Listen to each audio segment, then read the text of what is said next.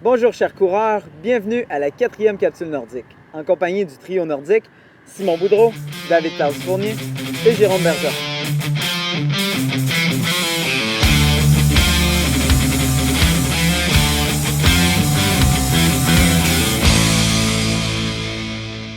Voici un bref résumé de ce qui se passait la semaine dernière dans le monde de la course à pied. Mercredi, le 17 juillet, se tenait le Tour du lac Labrec au lac Saint-Jean. Bravo à Nadia Bolduc et Luc Tremblay qui gagnent respectivement le 15 km.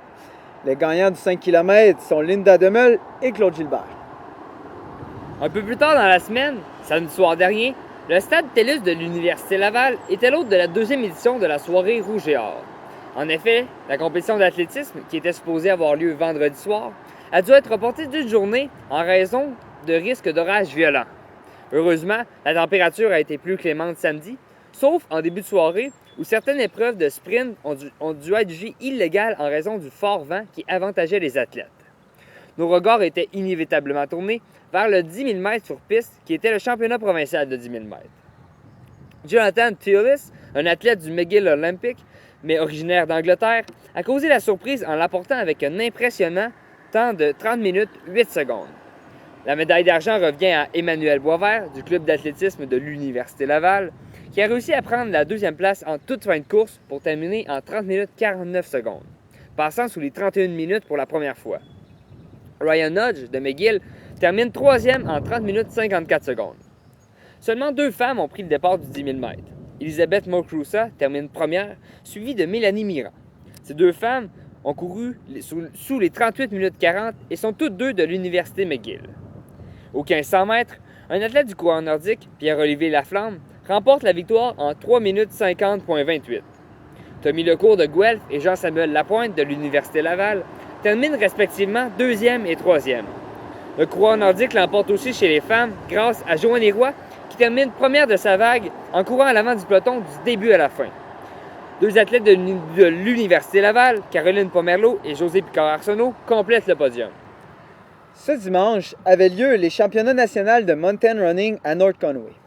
De très belles performances canadiennes ont été réalisées, dont celle de Jeff Gosselin, qui termina premier Canadien chez les hommes, et de Megan Frank de Montréal, qui termina première chez les femmes au classement canadien.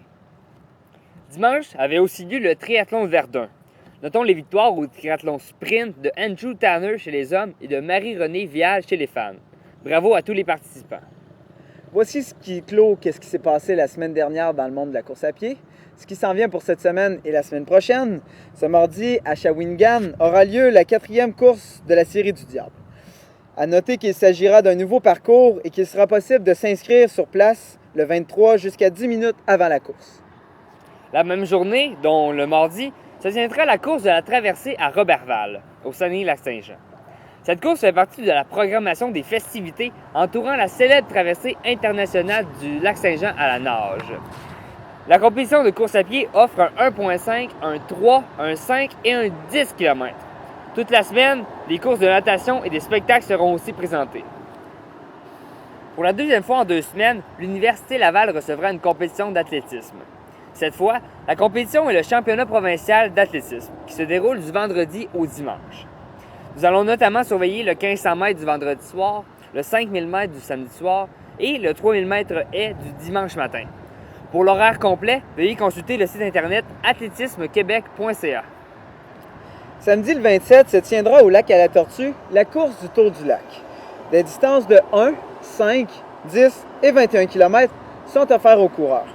Les inscriptions se termineront mercredi soir, mais pour les distances qui n'auront pas atteint la limite, il sera possible de s'inscrire sur place le matin avant 8 heures. La même journée aura aussi lieu le tour du village de Neuville dans Port-Neuf.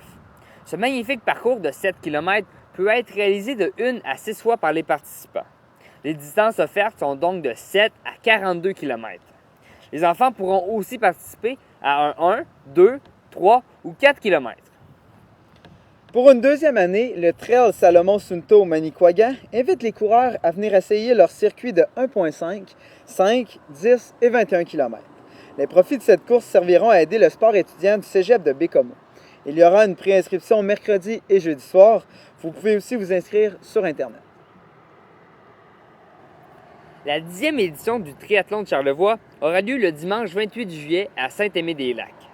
Plusieurs catégories seront présentées, dont le triathlon sprint, le triathlon olympique et le duathlon seul ou en équipe.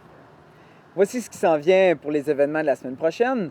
Pour ce qui est de l'entraînement cette semaine aux coureurs nordiques, mardi pour la soirée d'intervalle, ce sera un entraînement spécifique 10 km.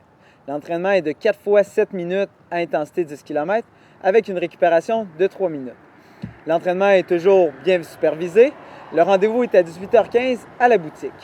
Pour ce qui est du jeudi, l'entraînement en sentier, le rendez-vous est sur les plaines, donc rendez-vous à la boutique pour 18h15.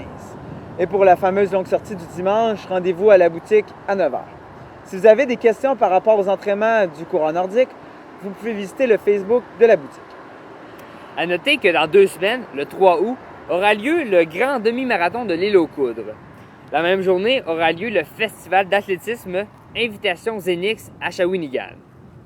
Merci d'avoir été avec nous pour cette capsule. On se donne rendez-vous pour la prochaine vidéo. Pendant ce temps, bon entraînement!